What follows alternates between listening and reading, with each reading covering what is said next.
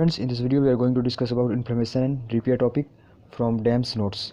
So first cell to reach the site of injury is your platelet, okay, and M1 is pro-inflammatory type and M2 is anti-inflammatory type. This M1 and M2 is macrophage activation, okay. We will discuss later on about this. Now coming to the inflammation. So inflammation is response of vascularized tissue to infection or damaged cells, and this idea of inflammation is just to bring WC from inside the vessel to outside at the site of injury. Clear? Now steps of inflammation. So the first will be recognition of microbes and damaged cell, then sensing of damage by cells around the vessels such as mast cell, then there will be vasodilation, then increased vascular permeability, then loss of fluid, and loss of fluid causes hemoconcentration, which will lead to increased viscosity of the blood, and that will lead to stasis of the blood, and this stasis promote migration, then rolling, then adhesion, and after adhesion there will be diapedesis, okay, and after diapedesis there will be chemotaxis, which lead to phagocytosis, and then clearing of cellular debris, and the final step the repair. So this is the whole step, all the steps of inflammation, okay. So first we will start with recognition of microbes and damaged cell. So cells have receptors on cell membrane, also in certain cytoplasm and on cell organelles to recognize incoming infectious agent. Okay, cells have receptors on cell membrane. So one example of the receptor which are present on cell membrane is toll-like receptors. Okay, these toll-like receptors recognize PAMPs on organism. What is PAMPs? So pathogen associated molecular pattern product. PAMPs is pathogen associated molecular pattern products. So toll-like receptor present on cell membrane will recognize PAMPs on organism. Clear?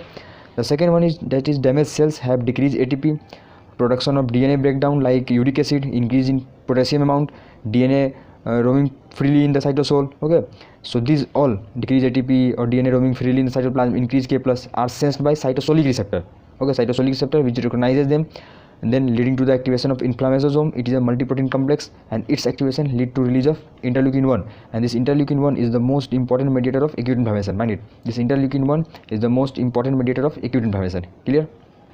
Now these substances are also sensed by DAMs, that is damage associated molecular proteins. Clear? Now the next, so this is your first step, that is recognition of microbes and damaged cells. So toll-like receptors, and here I have discussed interleukin 1 due to the formation of inflammasomes. Now the next step is vasodilation. So mast cell degranulate to release histamine, and the mast cell is the biggest important and most important source of histamine. Clear? And this histamine is stained by your toluidine dye, blue. Mast cell is stained by toluidine dye, blue. This is the dye which is used to stain mast cell. Now this histamine cause vasodilation of the arterioles and post capillary venules, okay, and this will lead to redness and warmth at the site of vasodilation. Now increased vascular permeability is the next step, and there are 3 to 4 mechanisms proposed for increased vascular permeability. The first one is endothelial retraction or contraction. Okay, it is due to histamine and bradykinin which acts on post capillary venules, and the onset is early, immediate onset, and the duration is transient. Its effect is for only transient period. The next is your leukocyte mediated endothelial injury. Its onset is delayed, its duration is prolonged, and it is mediated by interleukin 1 and tumor necrosis factor alpha. Then the next one is direct endothelial injury. Here leukocyte mediated endothelial injury, here direct endothelial injury. Its onset is early and immediate, and its duration is prolonged, and it is mediated by the causes of damaging endothelial injury. Now here you can see the exudate. Exudate is just exudate is the product of exudation, means, and this exudate is due to increased permeability, and increased permeability will lead to leakage of more and more proteins, okay, from the vascular tissues. So exudate contains lots of protein and cellular debris. Clear? Now and this is the diagram showing exudate which contains different types of cells along with infectious organisms and cellular debris. Clear? And this is your lymphatic system, it is lymph vessels. Okay, and if the fluid, extravascular fluid, will increase due to more leakage, due to more increase in permeability, then amount of lymph also increases. So lymph vessels need to proliferate for increasing its drainage. So the lymph vessels undergo inflammation, that is known as lymphangitis. Okay, ng means vessel, itis means inflammation, and it can cause red streaks on skin, okay, which is a clinical important point. Now coming to the lymph node also get inflamed, and that is known as lymphadenitis. Okay, and its inflamed lymph node is tender in nature. Okay, enlarged tender lymph node, clinically they are enlarged tender lymph node. This is important, tender lymph node found here, whereas neoplastic lymph nodes are not tender. Okay, now the next is cellular events in inflammation. Here one leukocyte is shown, okay, through which we will explain margination and rolling, and this is your neutrophil support. This neutrophil has this low affinity beta integrins, this Silyl Lewis X modified glycoproteins, and L-selectins. Okay, now this is your endothelium. Endothelium has P and E selectins. Clear? When endothelial cell is inactivated, okay, this is inactivated endothelial cell, then P and E selectins are stored within the cells as Weber pellet bodies. Okay, W4, you may remember von Willebrand factor is also stored here, P selectin is also stored here. When it gets activated, then there will be expression of P and E selectin. There is expression of P and E selectin. Okay, and this is P and E selectins found on endothelial cell, and this is L selectin which is found on lymphocyte cells. Clear? Now this Silai-Lewis X modified glycoprotein, if it is deficient, then it is known as leukocyte adhesion deficiency type 2. Leukocyte adhesion deficiency type 2 is associated with deficiency of Silai-Lewis X modified glycoprotein. This is the ligand for P and E selectins. Clear? Now coming to the adhesions, so this is the migration rolling, then adhesion. So this is your same neutrophil, this is your beta 1 integrin. Okay, and one common example is VLA4, it is very late antigen 4. This is beta 2 integrin, example is LFA1, yeah, or MAC1. Clear? This LFA1 is also known as CD18. Clear? Now this is your endothelial cell, this is your ICAM, that is intercellular adhesion molecule, and this is your VCAM, that is vascular cellular adhesion molecule. So VCAM, ICAM, cellular adhesion molecule, both. This is vascular, this is intercellular. Clear? Okay, and this beta 1 integrin and beta 2 integrins, beta 1 integrin bind to VCAM, that is this, and beta 2 integrins bind to ICAM. Okay,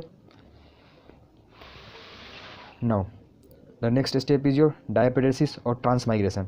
So homotypic interaction between same ligand on both endothelial cell and neutrophil. Okay, that is CD31 or PCAM, that is platelet endothelial, PECM, that is platelet endothelial cellular adhesion molecules. Okay, and this will lead to diapedesis of the leukocyte, and it will secrete cholinesterase to which will helps in breaking basement membrane and makes its way in extracellular matrix. Clear? Now one important point is CD31 is marker for endothelial cell tumor. Okay, now the next one is chemotaxis. So chemotaxis means movement, chemo means chemical gradient. Okay, and substances which help in chemotaxis known as chemoattractant, and chemoattractant can be divided in two groups, exogenous or endogenous. Exogenous is bacterial products and endogenous is either chemokines, that is interleukin 8 for neutrophil. Okay, and interleukin 8 rises within 30 minutes of injury in ARDS, that is acute respiratory distress syndrome. This is important. Then endogenous may be leukotrienes, LTB4, or complement proteins such as C5a or C3a. C5a is most potent chemoattractant, channel number 5. This is most potent chemoattractant. Yeah, so chemokine, interleukin 8, then leukotriene, LTB4, then complement, C5a, C3a. Now coming to the difference between neutrophil and macrophage. So type of inflammation, so neutrophil is involved in acute inflammation, macrophage is in chronic. Origin is hematopoietic stem cells in bone marrow. Okay, and also tissue resistant macrophages. Lifespan is 1 to 2 days, here up to few years. Response to activating stimuli rapid, short-lived, and work by degranulation, whereas macrophages is prolonged, slower, new gene transcription to make new proteins. Okay, in macrophages. Reactive oxygen species are formed by neutrophils more in compared to macrophages. Cytokine release is done by macrophages, not by neutrophils.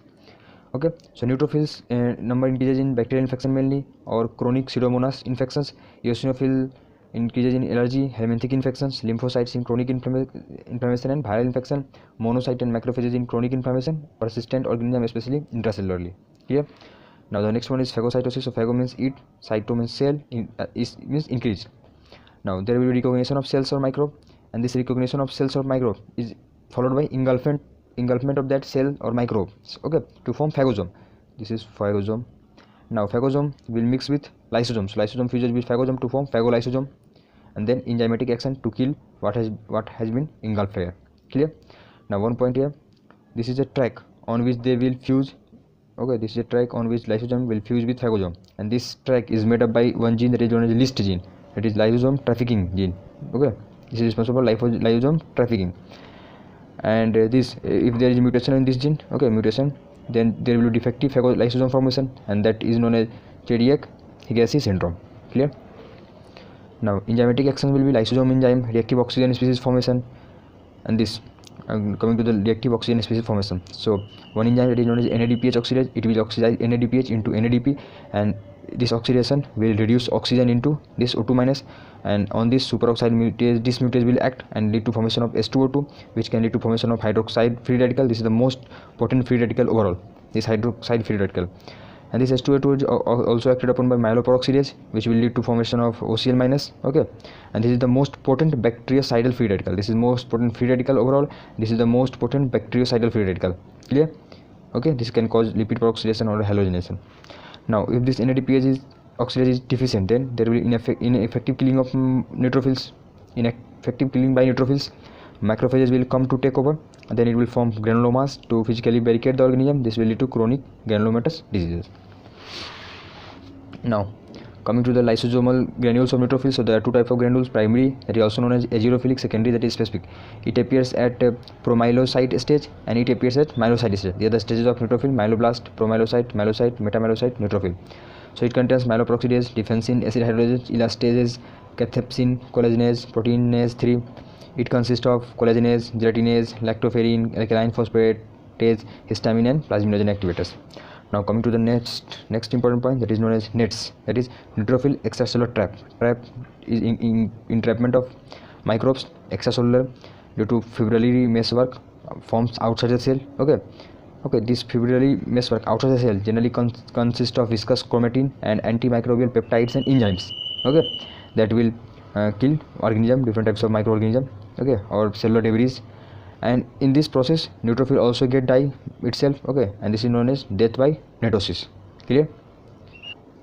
I will also read out what Robbins write about NETs. So neutrophil extracellular traps are extracellular fibrillar networks that provide a high concentration of antimicrobial substances at sites of infection and prevents the spread of microbes by trapping them in the fibrils. Clear? They are produced by neutrophils in response to infectious pathogens, mainly bacteria and fungi, and inflammatory mediators such as chemokines, cytokines, mainly interferons, complement proteins, and reactive oxygen species. The extracellular trap consists of a viscous meshwork of nuclear chromatin that binds and concentrates granule proteins such as antimicrobial peptides and enzymes. In the process of NET formation, that is neutrophil extracellular trap formation, the nuclei of the neutrophils are lost, leading to the death of the cell. NETs have also been detected in the blood during sepsis, and it is believed that their formation in the circulation is dependent on platelet activation. The nuclear chromatin in the NETs, which includes histone and associated DNA, has been postulated to be a source of nuclear antigen in systemic autoimmune diseases, particularly lupus. So this is given in Robbins about NETs.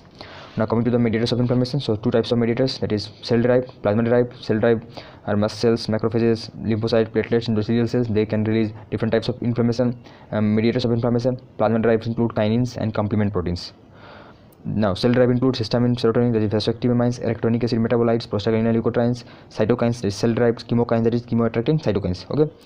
These arachidonic acid metabolites are produced by action of phospholipase A2 on phospholipid membrane of leukocyte and other cell that will cause release of arachidonic acid.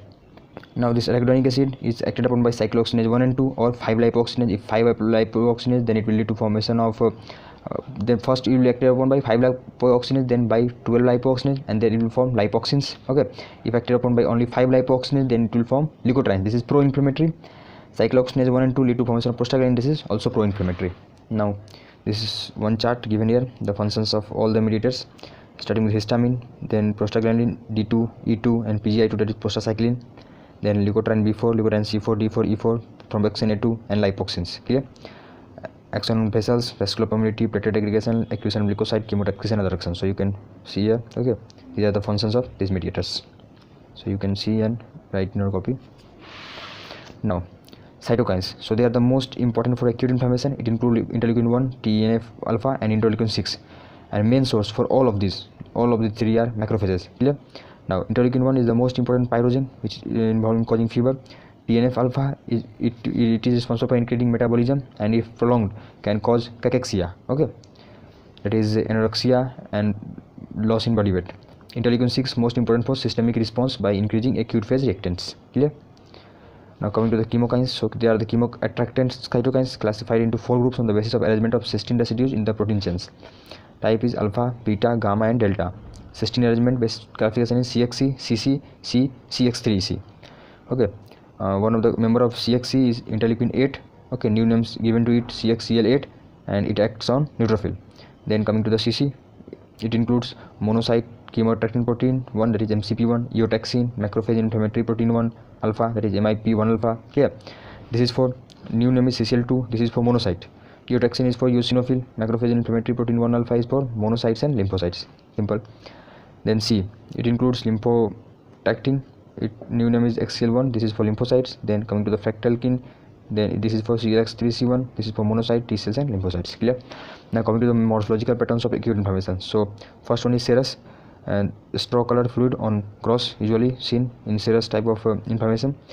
This is cell poor but protein rich. Serous pattern is your cell poor, okay, but there is more amount of protein found.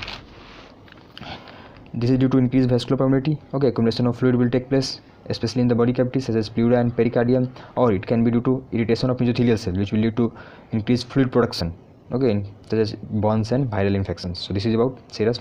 The next one is fibrinous. It also involves increase in vascular permeability, but along with it, it also have procoagulant stimulus, that is fibrinogen.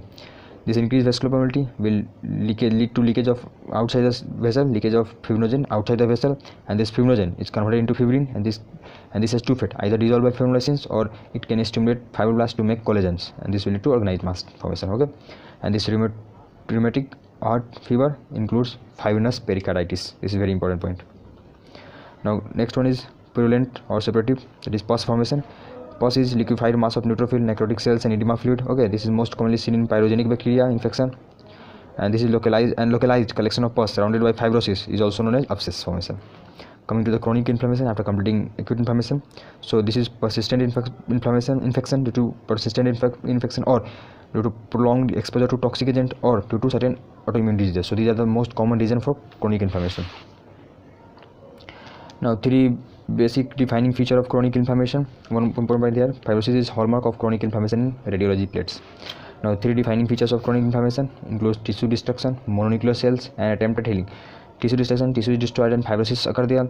Mononuclear cells include lymphocyte, that is B or T type, plasma cells and monocyte or macrophages. Okay, and there will be attempt at healing, either angiogenesis or fibrosis.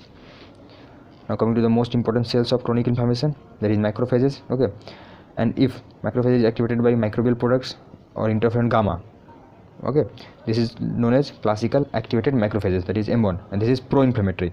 Whereas if it is activated by interleukin 4 or interleukin 1-3, that is 13, you can remember 2 into 2 4, 1 plus 3 4. Okay, then it is known as alternatively activated macrophages, that is M2 pathway, and these are anti-inflammatory. Okay, and these are fibrotic, and one is your TGF beta, also increase in amount TGF beta.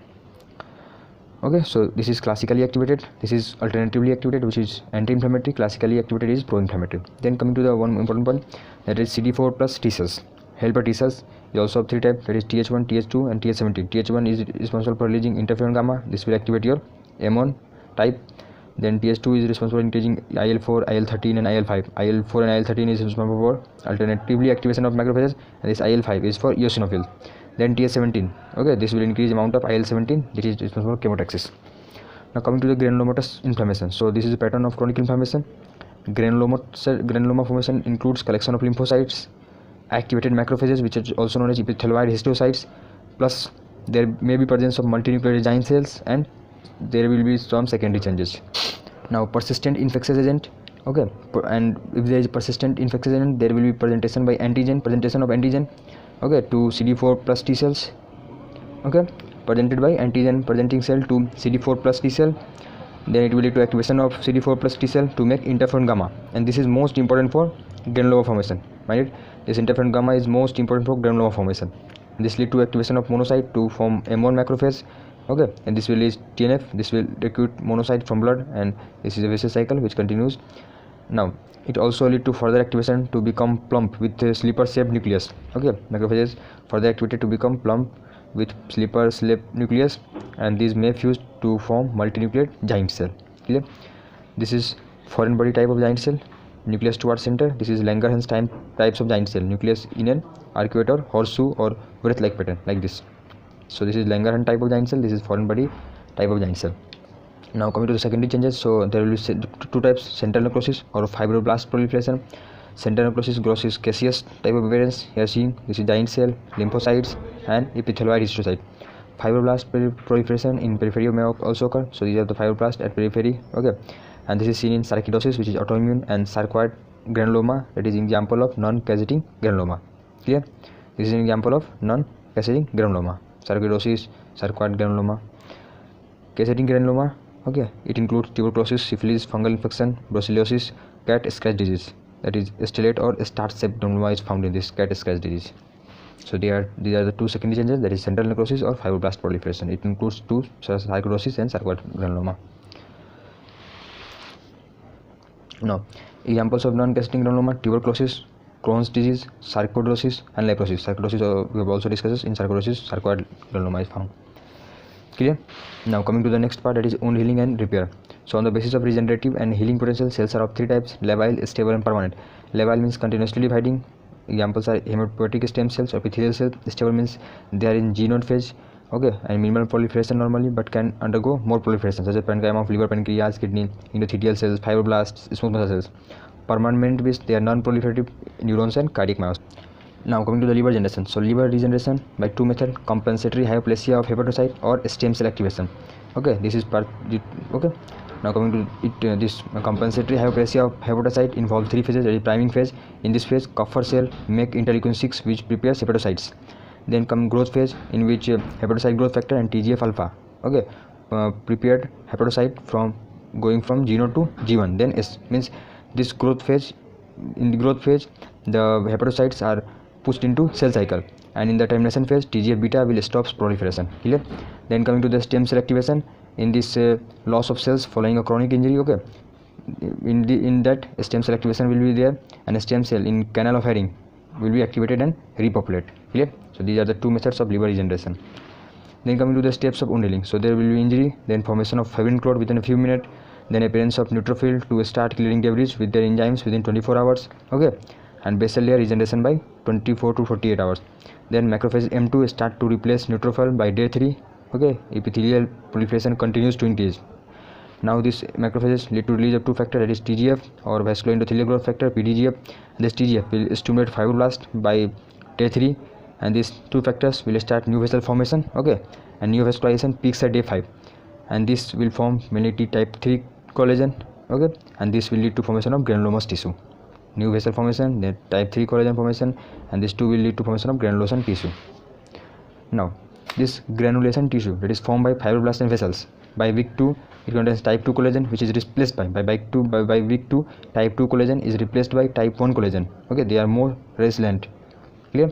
And this then they will lead to scar tissue formation by week 1 10% strength, then by third month 70 to 80% strength, okay. So this is all about your information.